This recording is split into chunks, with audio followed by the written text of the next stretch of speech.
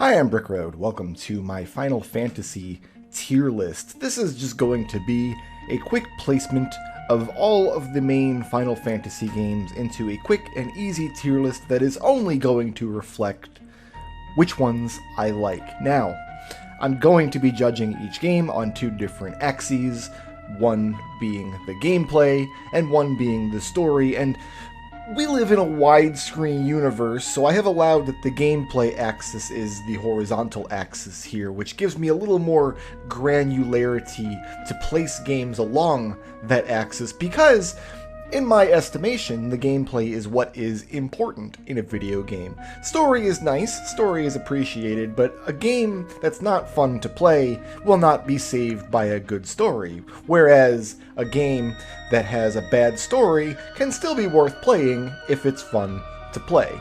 Now, I also would like to simply, as by way of disclaimer, I am a fanboy of the Final Fantasy series, so quite a lot of this template is going to be taken up in the top left, because the topperer and lefterer a game is placed, the more I like it.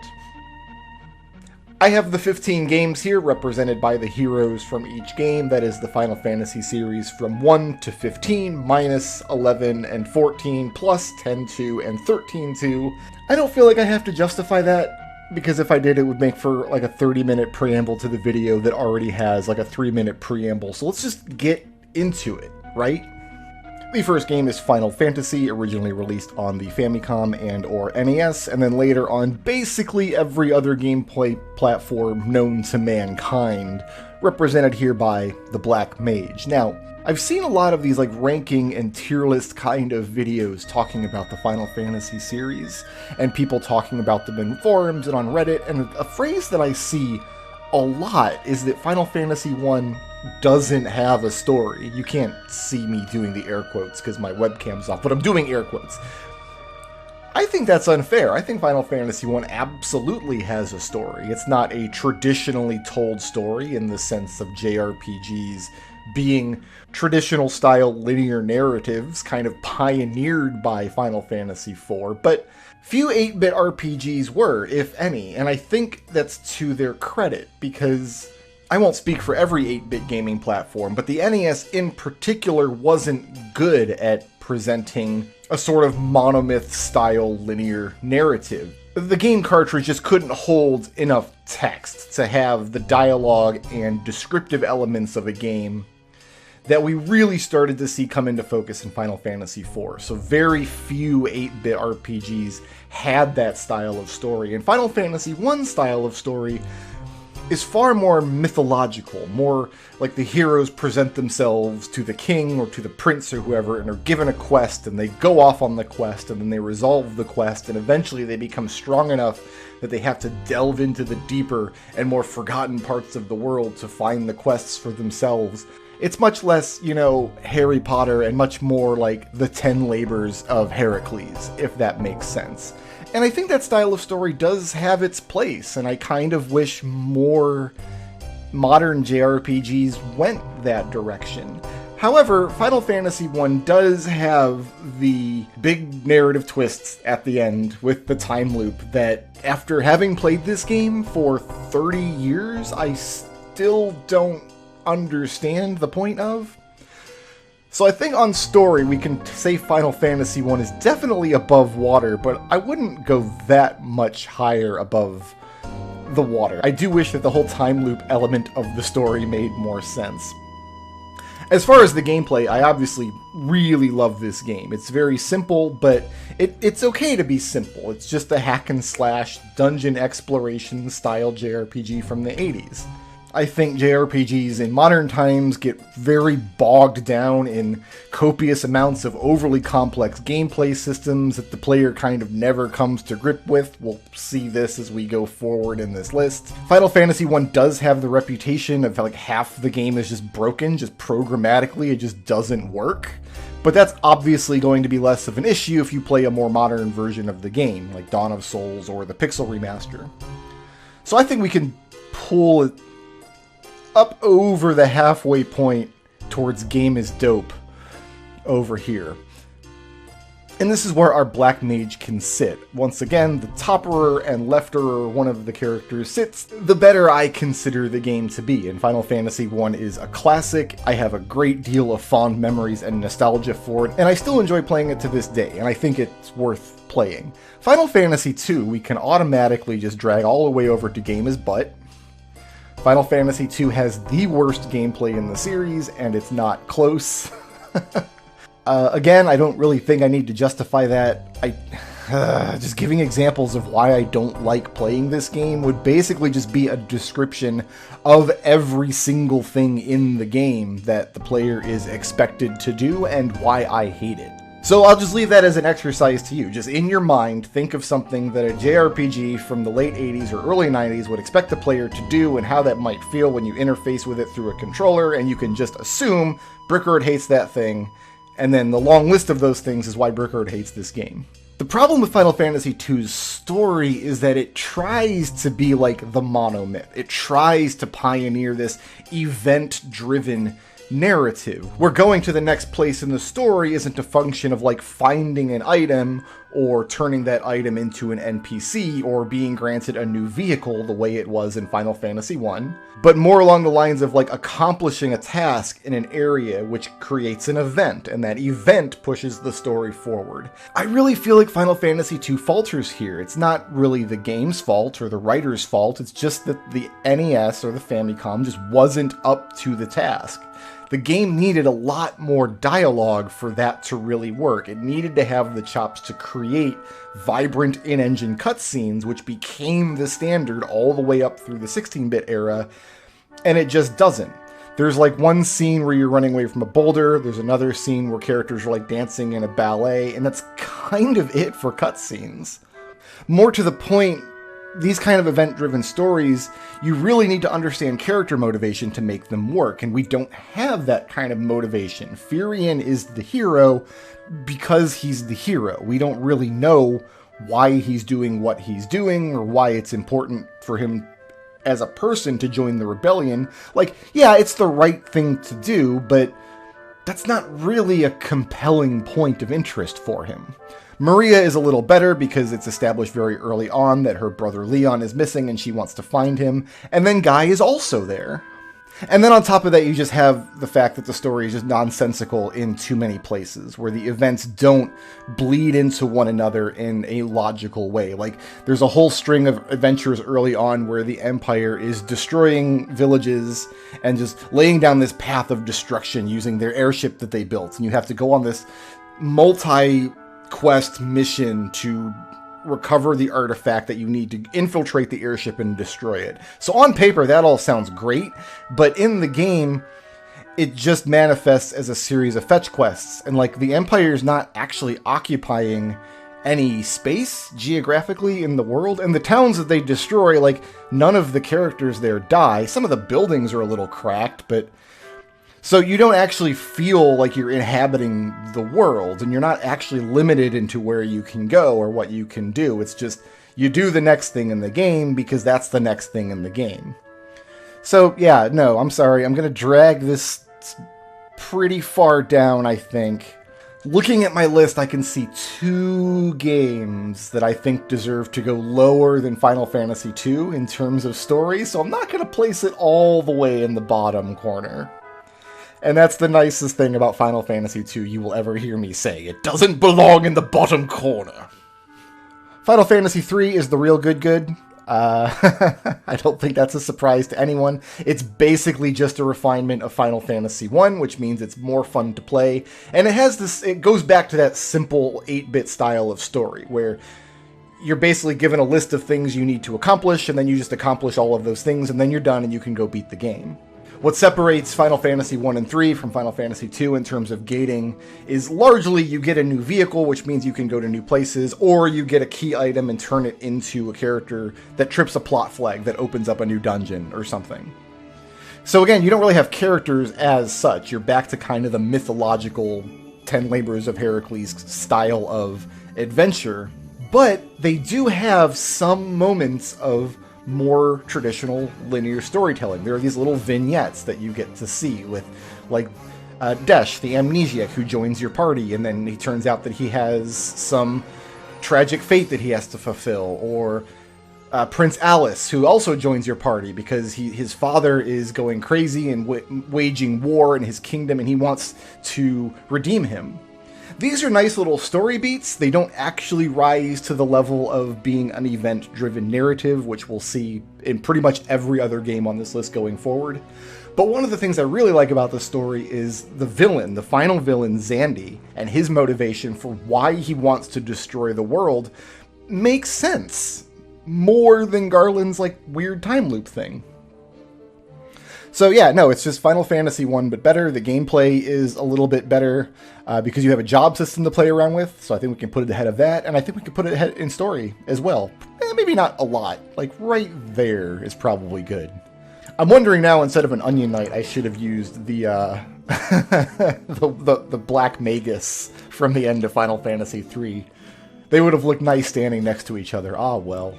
Okay, so now Final Fantasy prehistory is behind us, and now we can go into the point of the series where story is dope versus story is butt is really going to make a difference, because Final Fantasy IV is the first game in this series that is really heavily defined by its story, and the story is completely event-driven. You don't go to the next place because it's the next place on the map. You go to the next place because something happened in the previous place that gave your characters the motivation to go to the next place. Like, yeah, mechanically, you're going to Fabul now because you can melt the ice on Mount Hobbs, but narratively, you have a reason to get through that mountain and make it to Fabul above and beyond just the mechanical requirements.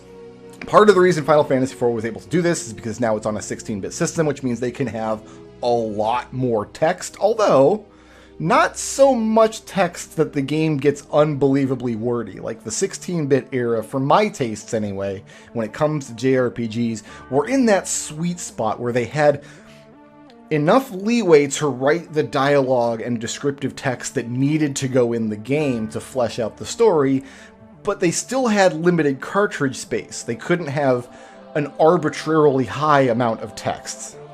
I think the game that encapsulates this the best is not even on this list because it's Chrono Trigger, which I do count as a Final Fantasy game, but I didn't think to put on this list because I'm a hack.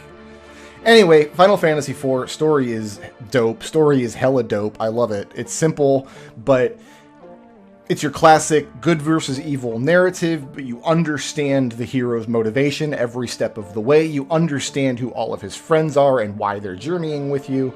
All of the story beats make sense, and I'm pretty sure this is like the first JRPG of its kind where that was the main focus of the game. The other JRPGs of this era, the focus was a lot on like grinding the monsters or getting the treasure or getting the most experience points. The closest contemporaries I can think of to Final Fantasy IV would be games like Dragon Quest IV and maybe the first Breath of Fire game.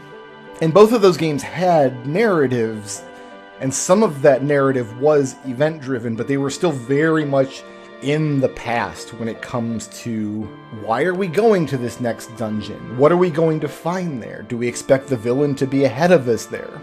I really love just the classic good versus evil stories when they're simply told, even if they're a little cliche. I think Final Fantasy IV can get away with being a little cliche because it's kind of the first of its type. As for the gameplay, you don't have a lot of options in Final Fantasy IV. The people in your party are just the people in your party, and that's all you're going to get. But it adds in the ATB system, and just the new graphical fidelity that they're able to put into the maps makes the areas very interesting to explore. If you have not played Final Fantasy IV in its like original intended release at like in 1991, maybe that statement won't make sense to you because it is very quaint, even alongside the next two games in the series. It does look very simple, but I assure you at the time when 4 was the highest number the Final Fantasy series had reached, it was a whole new ballgame. Fights didn't just feel different because of the ATB, they felt different because you were fighting on a full-color background with enemies that had some minor capacity to animate or at least change their sprite. So the gameplay is good. I'm going to put it about here, I think, halfway up. And it's going to be behind 1 and 3, because 1 and 3 both have an excellent quality that they're both imminently replayable. 1 and 3, you can choose different jobs, you can try things different ways. In 3 especially, you can do dungeons in different orders towards the end of the game. And in 4, you never have that freedom. 4 is really all about, when it comes to gameplay, it's really just all about exploring the new ATB systems and the kind of boss fights that they're able to craft with that system now. Final Fantasy V, I'm just gonna go ahead and immediately story is butt. Now, I've heard it said that Final Fantasy V is a comedy, whereas most other Final Fantasy games, especially 4, the game that it's closest to, 4 takes itself very, very seriously. It's a very dramatic story, whereas 5 is lighthearted and goofy and kind of nonsensical, but it's also not really funny. So if it's a comedy, it's a bad comedy, and if it's not a comedy, then it's just a farce. So many story elements in this game rely on coincidence or just narrative spackle to work. There's very few events in the game that happen because of a logical extension of the previous events that happen.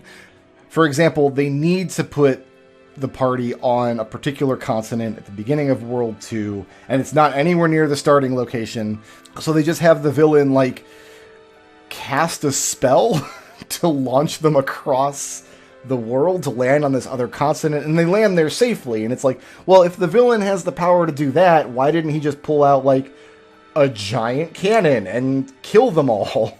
Seriously, very few villains in the Final Fantasy series have as much motivation for just outright killing the heroes as Exdeath does. It's almost comically and inversely proportional to his willingness to actually do it. Exdeath has the heroes dead to rights so many times in this story and just never, ever does it, and there's no explanation for why.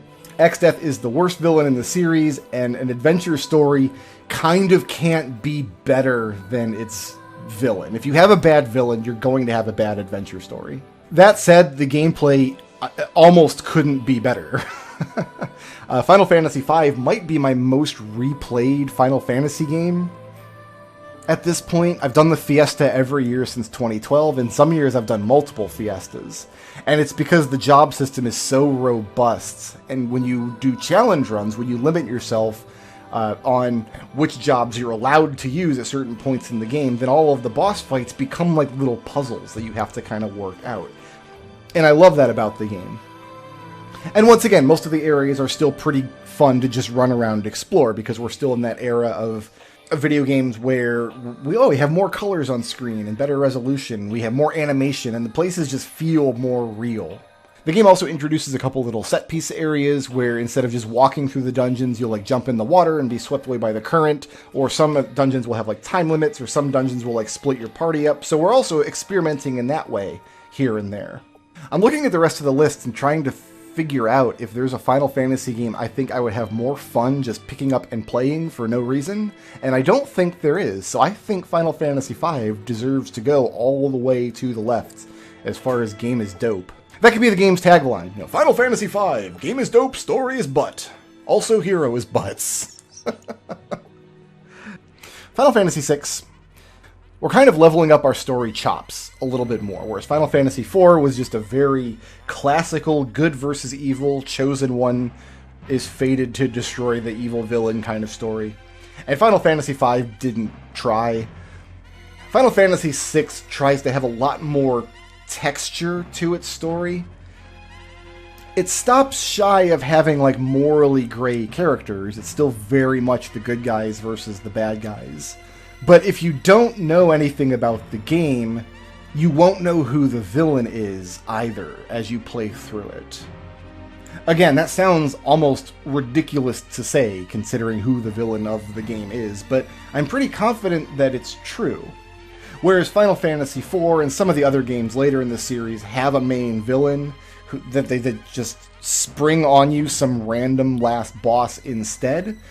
Final Fantasy VI is almost the opposite. At the beginning, it's hard to tell who the main villain's going to be, And then the scene where that is solidified is done very, very well. Unfortunately, a lot of the promotional material at the time, including the instruction book, I'm pretty sure, just spoil who the villain is. So maybe it's not possible for a player to have that experience. I don't know. But this game is also the first game in the series that really gives each individual character kind of their own story arc.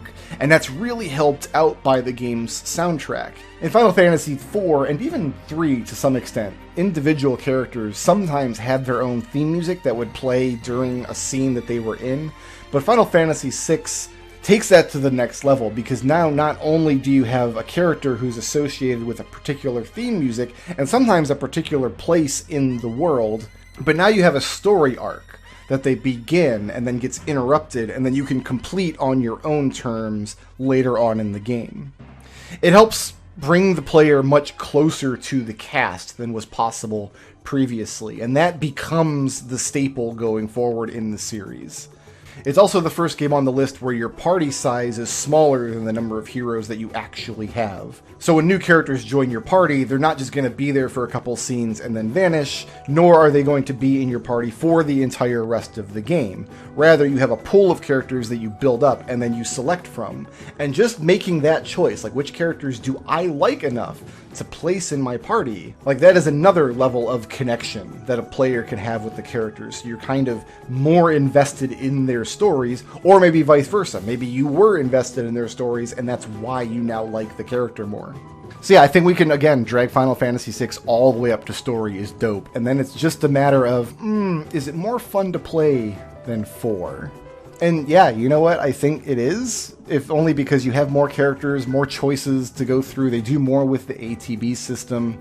Final Fantasy VI is a lot of people's favorite game in the series, and it's not hard to see why. But I don't think I could put it all the way ahead of 4. I think we'll just like cover like a half step. We'll just cover up Cecil's face there. That actually looks a little creepy. He's just breathing in Terra's hair. I can't change the Z-axis of the sprites now, I'm sorry. Final Fantasy VII. This is probably the series' most popular title. It's the one that everybody knows the best, I think. And, okay, so now we're in a new era of storytelling, because now we're getting to the point where JRPGs are expected to have these convoluted anime-style plots. Final Fantasy VII might have been the progenitor of that, or it might have been a trend that was already in place towards the end of the 16-bit era that 7 just kind of grabbed and ran with. I actually don't know. The question of whether that creates a better story than what was previously available really depends on what the story is. A complex, convoluted story can be very good if it's well told, and it has vibrant characters, and it makes logical sense. And Final Fantasy VII mostly does. There's very few parts in the story that you just roll your eyes at, like, oh, okay, Cloud has messed up memories because he fell into a Mako reactor and then was like in a lab getting stuff plugged into him for however many years. Like, it's an explanation for some unreliable narrator stuff, which itself is a narrative tool that can go in a lot of different directions. But for the most part, Final Fantasy VII mostly does the job really well. I think it does a better job at telling that kind of story than a lot of its contemporaries. There are two things that do kind of bother me about the story, and the first is that, like, the first half of it is just the party is chasing Sephiroth, and they hit a snag at every point along the way. Like, the map between where they start in Midgar and where they finally end up catching up to Sephiroth at the Village of the Ancients has like a bunch of red dots on it, and they have to go through all the red dots to get there, and every single red dot has a dungeon and a boss fight and like a character plot point. And it feels very kind of repetitive after a while. Like the slog of the game in the first half isn't very interesting to me from a narrative perspective. I think the story picks up a lot more after you get to like disc 2, which is after the big spoilery thing happens. But I think that part of the game is a lot more interesting. And then the wrap-up, I think, is also fine. You kind of have this semi-ambiguous ending that's not really ambiguous anymore, considering they made a bunch of sequels to it. But in 1997, you could read the ending in a couple of different ways, all of which I thought were satisfying. The other problem I have with the story in Final Fantasy VII, and this is a more recent development, having played the game recently, is you start the game out playing a group of terrorists who blow up infrastructure and kill people, and that's not ever actually addressed in the story. Like, there's one scene later in the story where they're like, oh yeah, remember we were terrorists? Like, fun times. And yeah, that bothers me a little bit. A third, more distant point would just be that the game doesn't have a great translation. The localization of Final Fantasy VII, it's hard to get the story across to the player because the people who were translating it from Japanese into English didn't do a terrific job. I think there were a lot of players, myself included, who played the game as a child or as a teenager that thought the story was more complicated than it was, simply because like the English wasn't there properly to convey the ideas. I think the story is good enough to pull it above water, but I think we could put it like on par, or maybe just like a pixel or two above Final Fantasy I. Where Final Fantasy I kind of falls apart because the small bit of narrative it does have is nonsensical.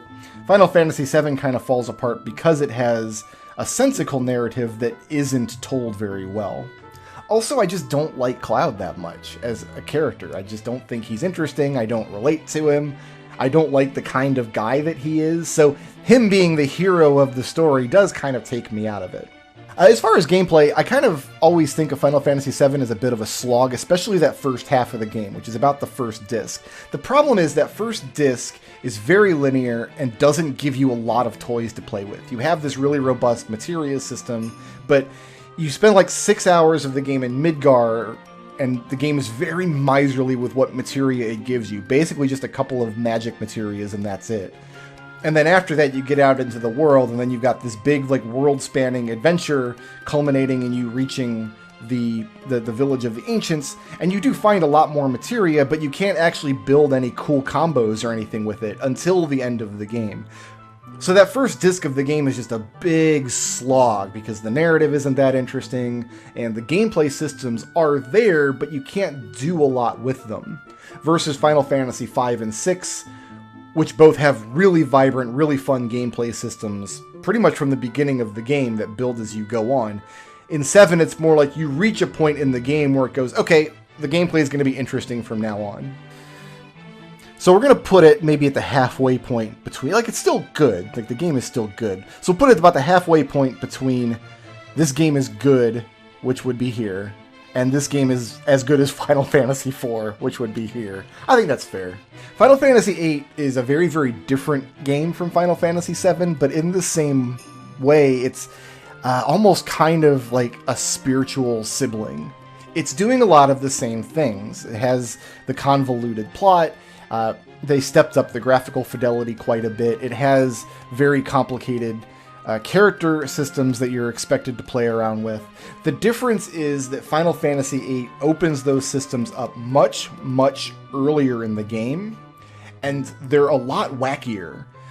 Final Fantasy VIII is notorious for, like, if you know what you're doing, 2 hours after power on, you can have a character with like 9,000 hit points who gets critical hits every single attack. It's that broken. And the ways that you can break this system, I think, are fun. And there's enough of them that a player who doesn't know anything about the game is going to stumble into one of them eventually. I think that's to the game's credit. I have seen people use that as an example of something they don't like from Final Fantasy VIII. But that said, I do think the game is really, really fun for that aspect. I think we can pull it all the way, maybe even ahead of 4 here. Like right on the boundary between 4 and 6, let's say.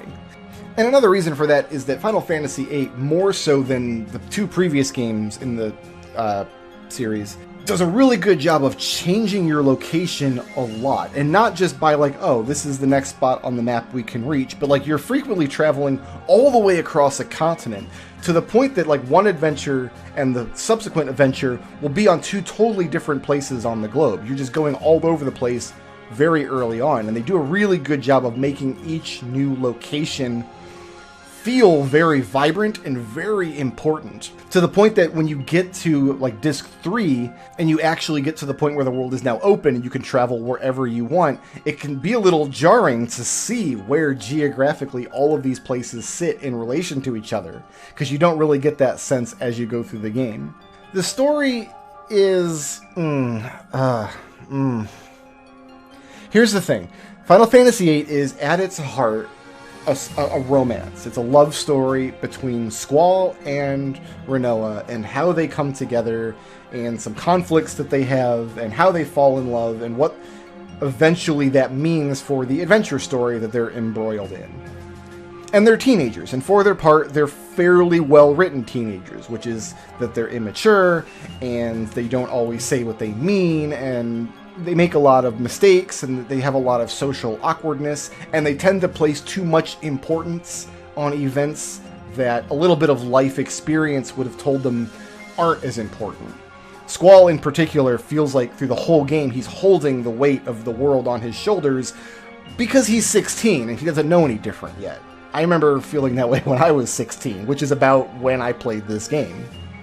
The problem is, like, is a JRPG the best vehicle for telling a love story? And I think that's where the game gets into trouble, because by design, the other characters in your party don't have musical themes or musical motifs. They did that on purpose.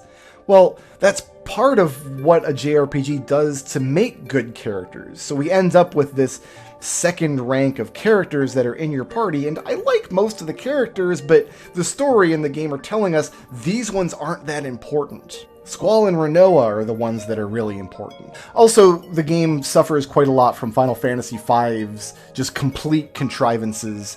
There's one scene in the game in particular where you find out that all the characters had forgotten memories from their childhood, but surprise, they all grew up together in an orphanage that they had also forgotten, and surprise, the person at the orphanage who was taking care of them is now the villain they have to kill, and all this angst that comes up out of that. And it has the smell of a scene that had to be written that way to create the conflict they wanted to create without actually laying the proper groundwork.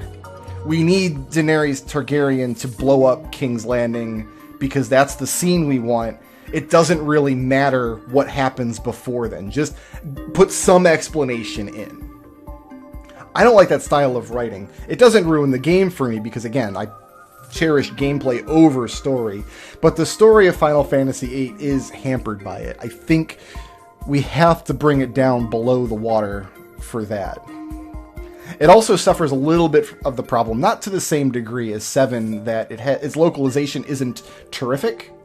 So again, a lot of these story beats and narrative moments, especially a lot of character moments that are strewn in throughout the game, don't come across very well because the English isn't terrific. Although the flip side of that coin is maybe if the game had a professional modern localization, the kind of which we are accustomed to these days, it would only put into brighter focus how the story doesn't work that well. So I don't know. I think Final Fantasy VIII can sit right there on this scale. Final Fantasy IX, my boy Zidane. So okay, here we go. Here we have a game that the story is magnificent. It's just really, really good. There are a few elements in it I think keep it from being the very tippy top, but like I think we can put it like here, just high enough where Zidane is not being hampered by the font over his face. Final Fantasy IX story is really good. It's very character driven. The characters are all very likable. Even the secondary cast have their moments that they're able to shine. There is a mild romance story that the game is kind of centered around, but it's less like these two characters are falling in love and just like these two characters are really good friends, and also they have a couple more really good friends that they're all trying to cope with this adventure together. One of the great things they did in this game that is not present anywhere else in this series that I can think of is that they took the hero to the story and they made him versatile enough that he can be a different character to everybody in the supporting cast. Like, he is Steiner's foil and rival, and he is Garnet's crush, and he is Vivi's, like, big brother, and he is Aiko's, well, also Aiko's crush, but it's a different flavor of crush from the one Garnet has, and he's, like, Freya's old war buddy. Like, Zidane is versatile enough to be all these different things to the different characters in the cast, which elevates the rest of the cast up, and they do it without making him just a blank slate. I noticed that some modern JRPGs will do this. Persona 5 did this to some degree, where the character is kind of a blank slate because he doesn't ever speak unless you're choosing his dialogue, and over the course of the game, he becomes something different for every person in your party and the other S-links and things that you deal with in that game. But it's a narrative trick, isn't it? They do it by not giving him dialogue. Joker doesn't have the same amount of characterization as Zidane does. So Zidane is an excellently written character, and Final Fantasy IX's story is really, really strong because of it. Too bad the game is so boring. Oh, yeah, we gotta...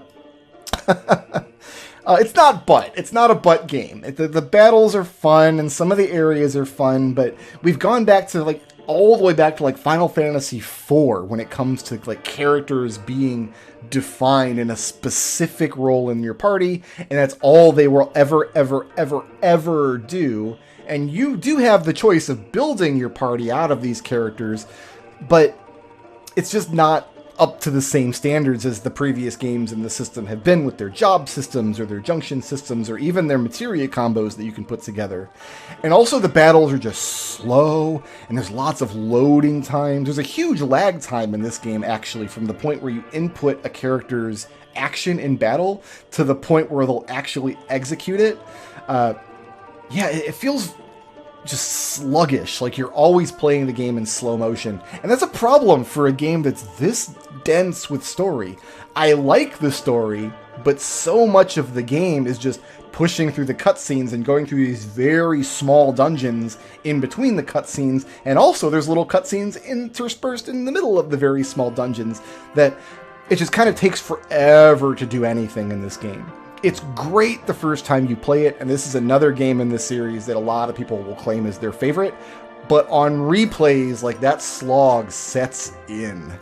There's a scene in Final Fantasy VI, which is very Upperton and Lefterton on this list, that I always dread playing through the game. It's the Thamasa scenario, where you go to Thamasa, you only have 2 characters in your party, and you go through tons and tons and tons of dialogue, and there's all these cutscenes, and there's this short little dungeon that's not very interesting, and then you fight a boss fight who dies in one attack. And Final Fantasy IX is like the Thamasa scenario stretched out over the entire game. If you haven't played it, I recommend it. It's great as a first play, but the gameplay is not up to the other games in the series. Which is good, because this upper right quadrant was getting a little lonely up there. Yo, Final Fantasy X, what are we doing? Okay, so Final Fantasy X is a game that I often describe as being less than the sum of its parts. Every individual aspect of Final Fantasy X, I think, is mediocre to fairly good. We're very far now into the series just having these nonsensical anime plots where they just drop plot twists and reveals on you, not because they have organically grown from the story, but just because this is where, if this had been a 400 episode anime series, this is where we would have to drop a plot twist. And a lot of those feel very, very forced. And the game facilitates this by having Tidus, your hero, being in this world where he doesn't know the rules, he doesn't know the customs, he doesn't know the religion, he doesn't know, like, the metaphysical interactions that are all required to understand the plot. So the game can do this trick where they have one of the characters explain this to Tidus at a point in the plot where it is like a bombshell plot twist. It's like, Yuna has to die on her pilgrimage, and you didn't know that before now, and neither did Tidus. But it's like, really? Nobody mentioned this in the weeks and weeks and weeks we've been traveling together? Nobody once mentioned this? Yeah, I just don't buy it. I think it's lazy storytelling, and it makes me not like the story. And it's also hurt Not by localization, which was the problem with 7 and 8, but not 9. I forgot to mention, 9 has a pretty excellent localization. But in 10, it has voice acting problems. So 10 is the first game in the series that has voice acting, and I don't know the story behind it. I know that the individual voice actors in this game can do excellent work, but like maybe whoever was in charge of casting them or directing them completely dropped the ball. I've heard it explained as a technical limitation, like when they built the game in Japanese, the engine they used required the sound clips and the lip syncing, something in between them. When you brought in a new language, they were very, very limited in what they could do. So you had to have the characters deliver their dialogue in this very stilted kind of delivery, which just ruins basically every scene in the game. And you know, a lot of those scenes probably wouldn't be salvageable even with great voice acting. So there's a principle in storytelling, I don't know if it has a name or not, but I kind of adhere to it myself, that a consumer of fiction is willing to believe one completely impossible thing as the premise for your story. So Final Fantasy X, the completely impossible thing is, like, what if death had metaphysical rules attached to it? Like, you have a spirit, and when you die, you need somebody to do a funny dance to send your spirit to a particular place, which you can then go and geographically visit and see, like, the motes of your spirit that have returned back to this spirit world, kind of create a mirage of who you were. And like, all of that, I can buy into it. Like, it's impossible, but that's what fiction is. But then on top of that, they're like, oh, but if that doesn't happen, you're just a zombie man. And that's two impossible things. Like, the zombie man stuff in Final Fantasy X, which they start dropping it on you like halfway through, and then you just find out from that point on that, like, oh, this important character is a zombie, and this important character is a zombie, and this important character is a zombie.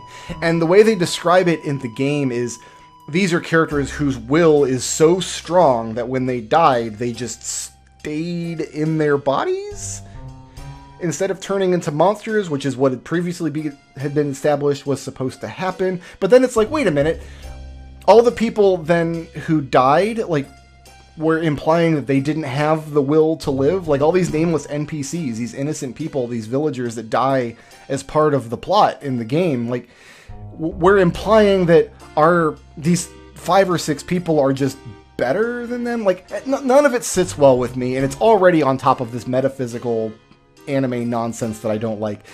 Final Fantasy X didn't resonate with me when it comes to plot. I'm going to drag the story down pretty far. I'm going to stop. Maybe about here. Yeah. A few pixels above Final Fantasy II. Like right there. That's fine. And I want to put it lower than that, but I'll explain why I'm not going to when we get to the next game.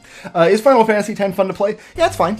I like the gameplay quite a bit. The battle system is no longer ATB in the sense that there's no active time to it now. And so every combat round, every time it's your turn to address one of your characters, you have the ability to kind of perfectly look at the game state and determine at that moment, like, what is the best possible move for me to make, because you have a lot more information than you typically did, because the game tells you whose turns are coming up next and how often they're coming.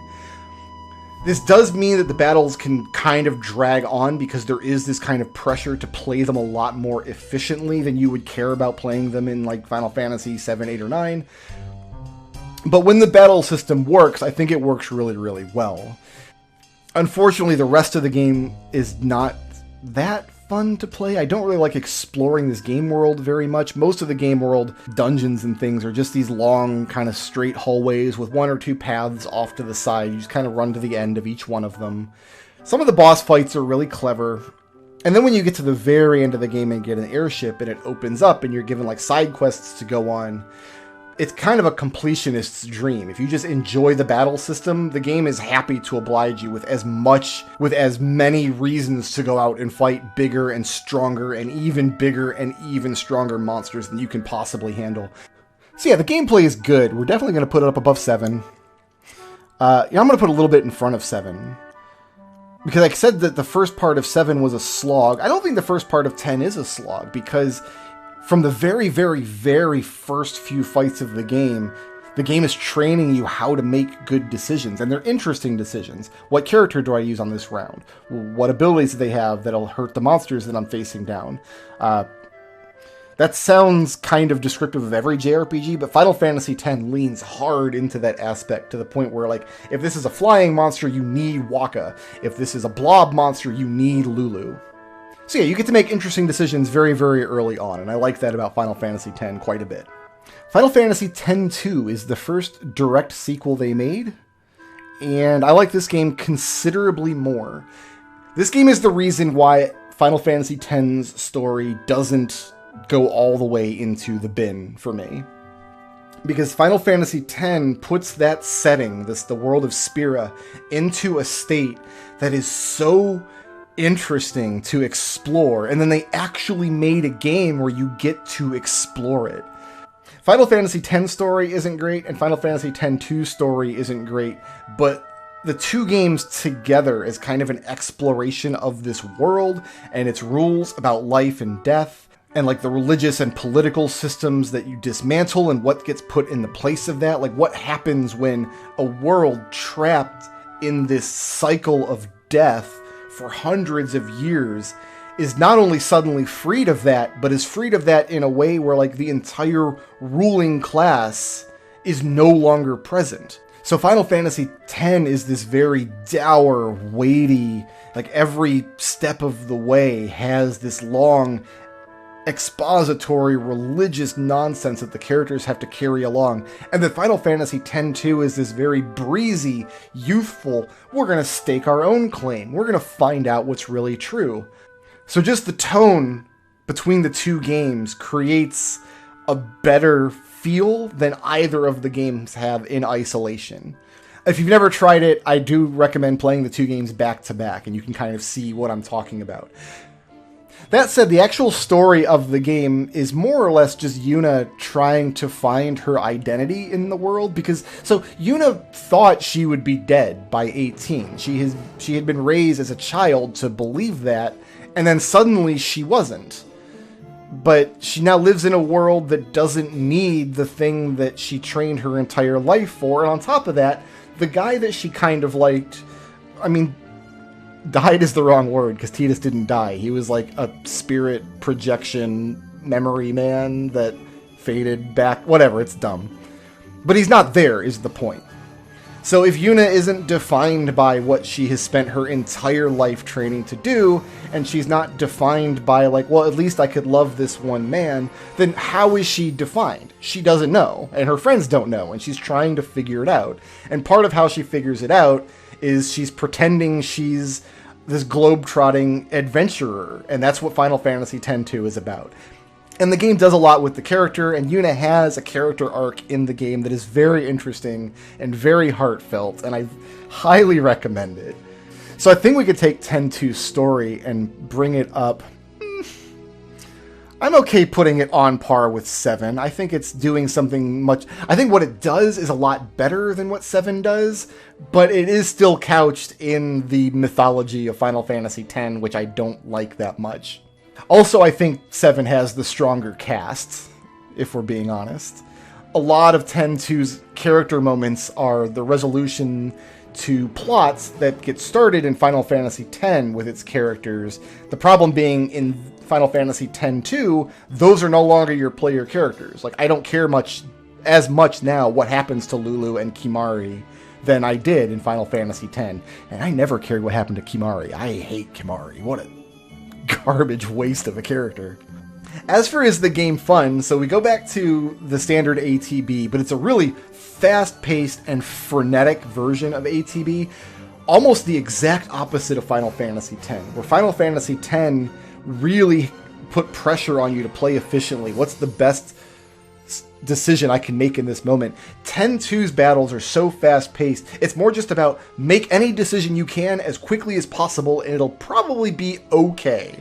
And then on top of that, it has a really interesting job system with this really fun, just anime cheesecake delivery that it just works. The whole game just works so well. And it's the first Final Fantasy game that's structured as being kind of open world from the beginning.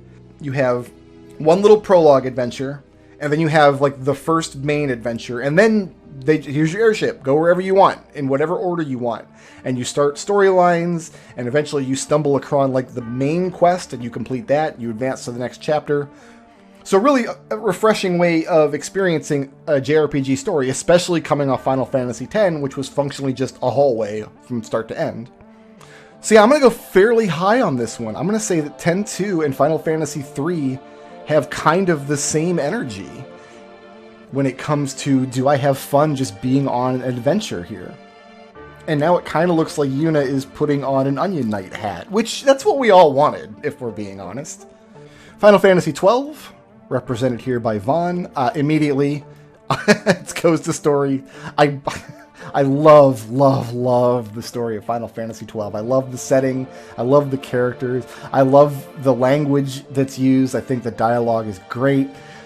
I love that the plot is very political, but that most of the political machinations happen off screen.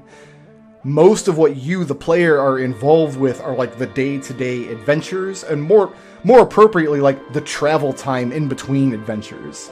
Whereas Final Fantasy VIII would have been like, alright, our next mission takes place at the missile base, poof, you're in the missile base. Final Fantasy XII would be like, alright, your next mission is at the tomb, there's 300 miles of desert between here and there that you have to fight through first.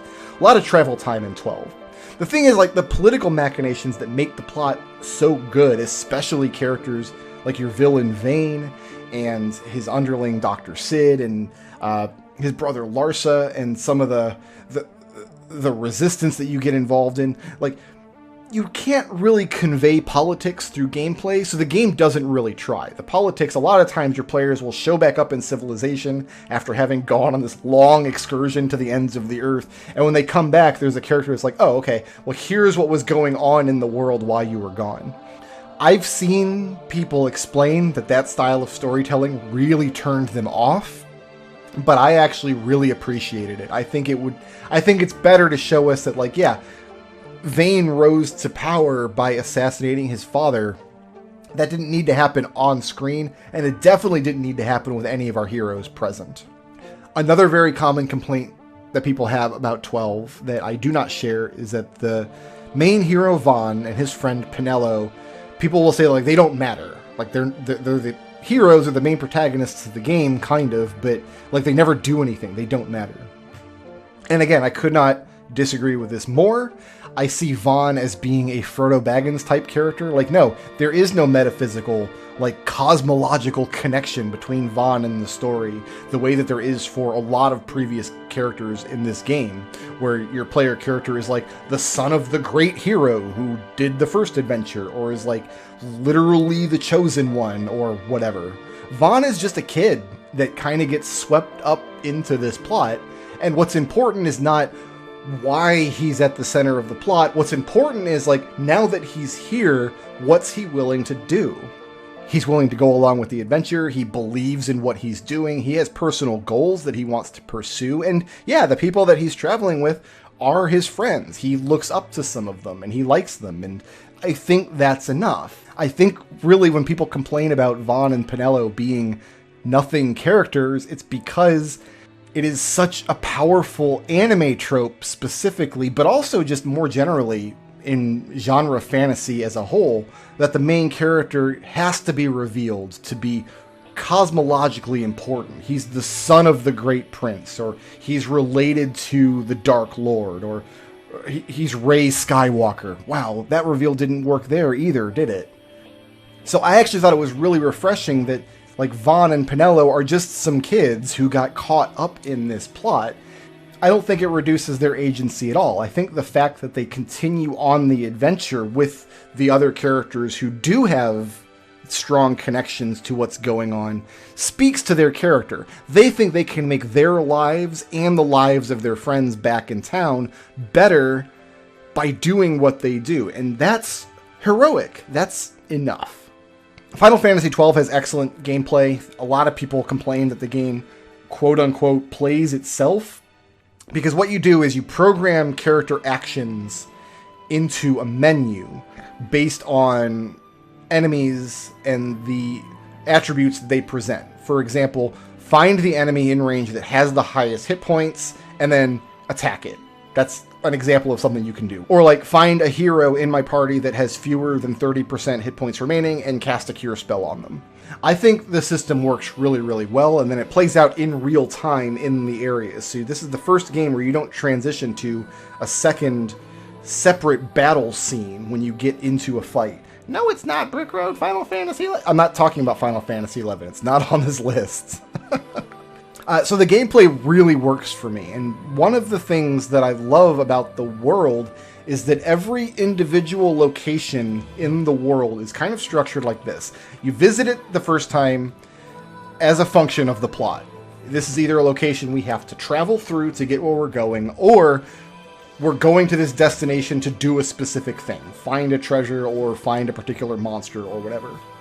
And then you'll move on with the plot at your own pace. But there's always a reason to go back to that location later. Every location has its own little puzzle. Usually these are optional. You don't have to engage with these. And some of the ones that are optional are very obtuse. Like, they take a lot of work to try to unravel. And the degree to which these little puzzles, as you kind of pull the locations apart from each other and figure out the really hidden secrets that each of them has, varies quite a bit in quality. Some are bad, but the fact that there is a reason to go back to all these locations anyway, I actually really like, and I really wish that Final Fantasy X and Final Fantasy IX had done something like that, because those games otherwise are just strictly linear and there's no reason to ever turn around and go back, unless you're trying to complete the arena list or whatever. 12 is also the first game in the series that just says, alright, we have combat system. Combat system is the pillar of the gameplay. We're just going to have a lot of reasons for players to engage with the combat system by just making a list of monsters from the fight, posting the list of monsters up on a wall, and letting the player pick them off when you want. I love this system. I think introducing hunts to the Final Fantasy games did a lot to give the player incentive to engage with the combat mechanics in a way that they would not otherwise have done, without being obtrusive about it. You don't have to complete the hunts if you don't want to, but completing them feels very natural. They offer the player a mechanical goal other than just complete the story of the game. It also gives you a way to take a break from the story or the main path of the game, if you so choose. I don't think I can in good conscience say 12's gameplay is better than 4's, because 4 and 6 are both much breezier games that are more fun to just pick up and play. 12 is a much more ponderous investment of time. But yeah, story good, gameplay good. Moving on to 13. I mean, I'm tempted to drag all the way down to Storia's butt. Simply because the story of 13 is so incomprehensible. I mentioned that one of the most important elements of telling a JRPG story is getting the character motivations correct. Why are the characters doing what they're doing? Why is the villain doing what he's doing? In 13, not only do those questions not really have answers, but the answers that the game provides aren't very consistent. Like, okay, in the fiction of the world, you can get branded by a god with like a weird magic tattoo. And then once you have the weird magic tattoo, you're no longer human. Now you are just an emissary of that god. As a function of receiving your magic tattoo, you're given what's called a focus. This focus is a quest that you need to complete on behalf of this god. So from here, you're stuck on one of two paths. You either complete the quest, in which case you turn into crystal, which is essentially petrification, which is shown by the story to be an undesirable end. Or you can not complete the quest, in which case you turn into a mindless zombie, which is also shown to be an undesirable end. And there is no third option. The story just doesn't allow for it. So immediately, all character motivation is out the window. No matter what I do, I'm screwed. None of these characters can have a good ending. Not only that, but they don't have any motivation to complete this task. The characters actually kind of pontificate on this a little bit, like, why should we bother going forward with this quest, knowing that whether we complete the quest or not doesn't matter to us. Like, we're gone either way. And then this is compounded by the fact that, like, when you receive your magic tattoo, you're not even told what your quest is. Like, you have to figure it out. This is another thing that characters spend a lot of time talking about. Like, hey man, if we don't figure out our quest soon enough, we're not going to be able to complete it. But we've already, like, we don't care about completing it. Like, why? Why bother? So just none of this makes a lot of sense from the standpoint of why should I care about what my characters are doing when they themselves don't really have a reason to care?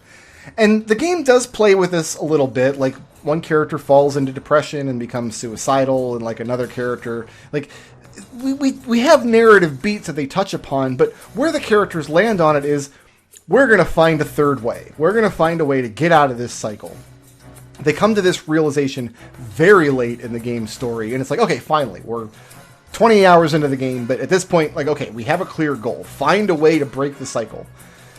But then there is no way to break the cycle. The characters just decide to go and do the thing that they were supposed to do at the end, and then they do the thing, and then somehow doing the thing breaks part of the cycle, but then that ending kind of gets retconned anyway, and it's just a mess.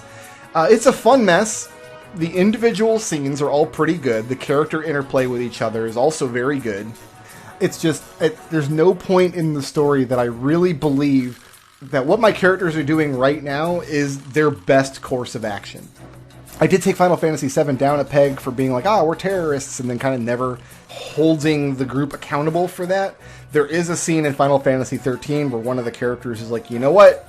I'm dead either way, so I'm just going to raise as much havoc as possible and be a terrorist and just tear down the whole system. And then they do actually resolve that. Like, she realizes that what she's doing is wrong, and then she pulls back from that brink. So there are good individual character moments, but you just can't ever get a good look at the big picture. Those little individual character moments, I'm going to pull it up a little bit from the bottom. It's not a complete farce like Final Fantasy V is, and the villains, for their part, are better than Exdeath. And then I think I'll pull it up a little bit more, just because I do really love this cast. I think the whole cast is very, very strong. As for whether the gameplay is good, I think the gameplay is very good. There's not much sense of exploring the world for the first half, but the battles are pretty fun from the start of the game all the way through the end. If Final Fantasy XII was about making micro-level decisions for your characters and then hitting a button and watching them play out, Final Fantasy XIII is about making macro-level decisions while they're engaged in a fight and watching it play out. The battle system is a lot more fun if you understand the nuts and bolts of how it works, which the game doesn't do a great job in explaining, but the fun is there to be had. And again, you reach a point in the game where you have a hunt board, you take down the hunts. That was just a really good introduction to the series, and the game carries that going forward. I also really enjoy the open world section of the game, if you could call it that. At about the 70% mark or 80% mark in the story, but it's only like the 50% mark in the gameplay, where you're plopped down on Grand Pulse, and it's just a bunch of enormous maps sprawling in all directions, and you're not given any real inclination on where to go. And just filling out those maps and finding out where your boundaries are in itself is an adventure that's going to take a long time, and is going to see a lot of character advancement and a lot of fighting. So the game is really fun to play, I think. I think we definitely pull it ahead of 10, but I think we keep it behind 4 up there for the same reason I wouldn't put 12 in front of 4. Although I don't think 13 is as ponderous a gameplay experience as 12 is. I think it's much easier to just pick up and have some fun with. It's not one of the games in the series that I pick up and play a lot. And the game has a sequel, Final Fantasy XIII 2. So the story of this game is back on the level of farce. In fact, I'm not even going to go through the motions of placing Sarah in the center of the grid and then dragging her down later. Like, we're not even going to pretend like there's a reason to have Sarah in the center of this grid. It's every bit as nonsensical as 13. It retcons the ending of 13 in a way that is bad, and then it introduces time travel. So the whole game is about exploring time travel and the like parallel dimensions that branch off of the timeline. There's only 2 player characters, Sarah and Noel, and they're fine. They're like young adults that kind of act too much like teenagers for my taste. Like at this point in the storyline, I think Sarah is supposed to be married. She's not supposed to be like 15 years old, I guess is my point. But she kind of acts like a standard anime character is when they're 15 or 16 years old. But Sarah and Noel have some good interplay with one another. They're both well-written characters. It's perfectly fine. Noel, in particular, is interesting because he's from the very, very end of the timeline. Noel, I believe, is supposed to be the last human being ever. And so he sees the end of the universe or whatever, and his friend Caius, who is the villain in the story, he realizes Caius is going to do the thing, so he like travels the timeline to go backwards and find help and ends up finding Sarah. So you have the time travel plot shenanigans, and I guess the time loop kind of stuff makes more sense than Final Fantasy 1, but the story never elevates beyond just the level of anime drivel. So yeah, I don't think it belongs maybe at the very bottom, but maybe only 1 or 2 pixels up from the bottom. The ending of the story is hysterical in how completely inappropriate it is in terms of how it's delivered. Like, you beat the last boss, and this is the thing that's supposed to fix all the things, and you get down and everybody's happy, and it's playing this like happy, schlocky, like anime pop ballad in the background. But then like Sarah just dies, spoilers, Sarah dies at the end, and like, okay, and now everybody's sad, but it's still playing the same like schlocky music. Like, it doesn't work at all, and it's hilarious how much it doesn't work. I guess I'm glad the game ends that way, because if it had just ended with everybody being happy, like, it wouldn't be memorable at all, and at least it's memorable in how absurd it is. Anyway, there's also a Final Fantasy 13-3. It's called Lightning Returns. I didn't put it on this list because I haven't completed it, because I just don't like the game at all. Like, Final Fantasy 2 has worse gameplay technically, but I did at least finish it, so.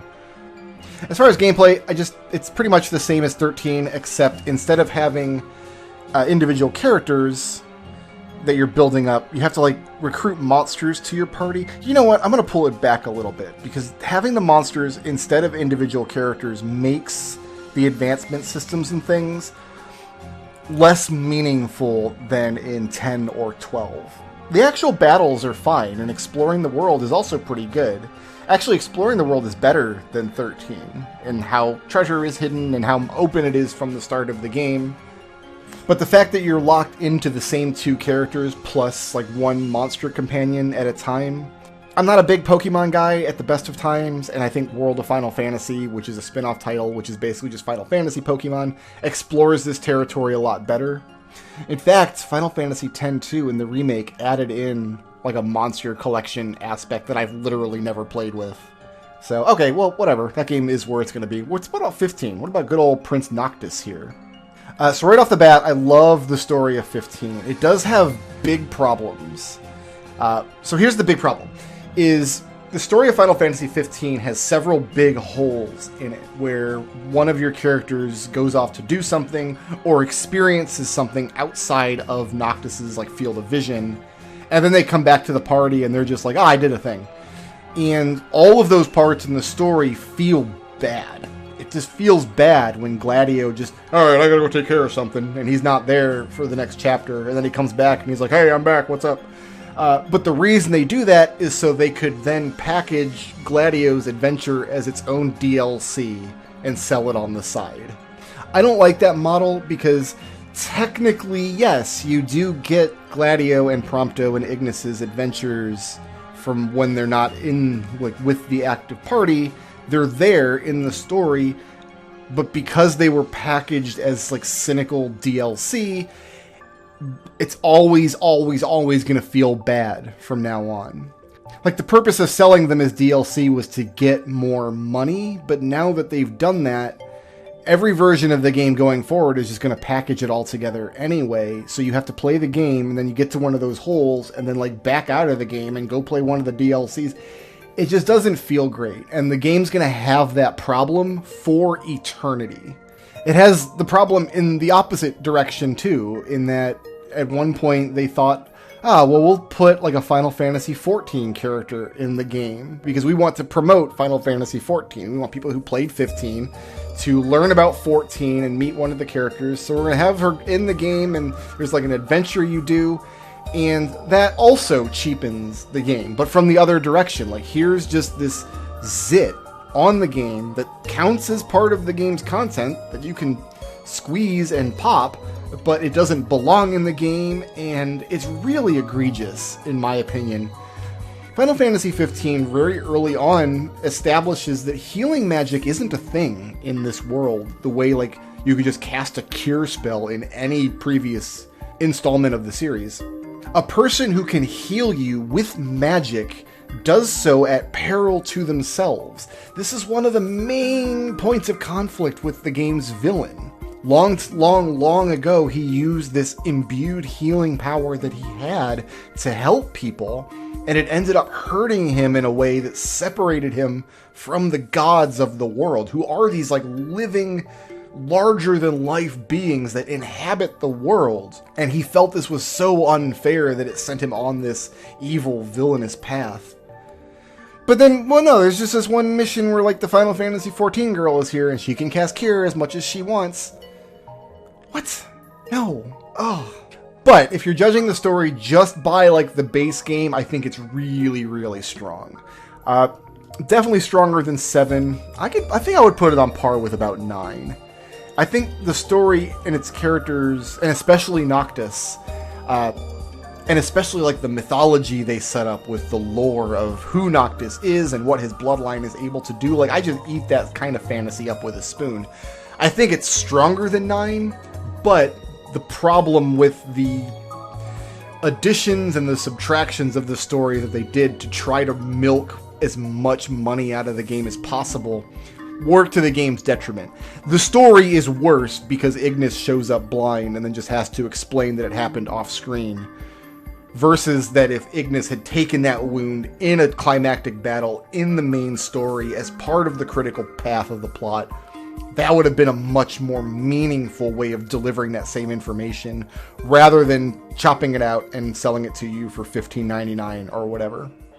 Final Fantasy XV is a really fun game if you know how to play it. It's an open world game in like the Ubisoft sense, where you're dropped into the world and you have things all over the map to go and explore and collect and do little side quests, and there's hunts everywhere. You get to drive a car. Eventually you get to fly a car very, very, very awkwardly. You get to meet cool NPCs. It feels really great when you collect the game's like main group of MacGuffins, are these magical like laser weapons that Noctis has to find in the world. And usually they're at the end of dungeons, and the game's dungeon content is so good.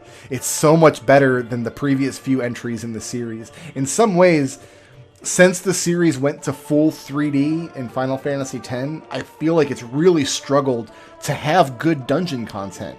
You can build a good area using the graphics that they had, but even earlier than that, the pre-rendered backgrounds of 7, 8, and 9, you have to go all the way back to the tile-based sprite dungeons to find dungeons that were really mechanical and vibrant and can feel different from each other because you can move them in certain ways or move through them in certain ways. And even then, the Final Fantasy series was never really great about that kind of stuff in the first place.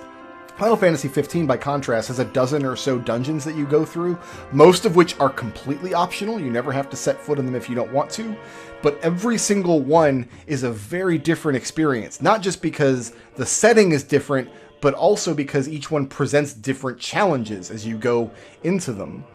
This one has a lot, like this one's just a big maze. This one's a multi-level maze with monsters and poison gas.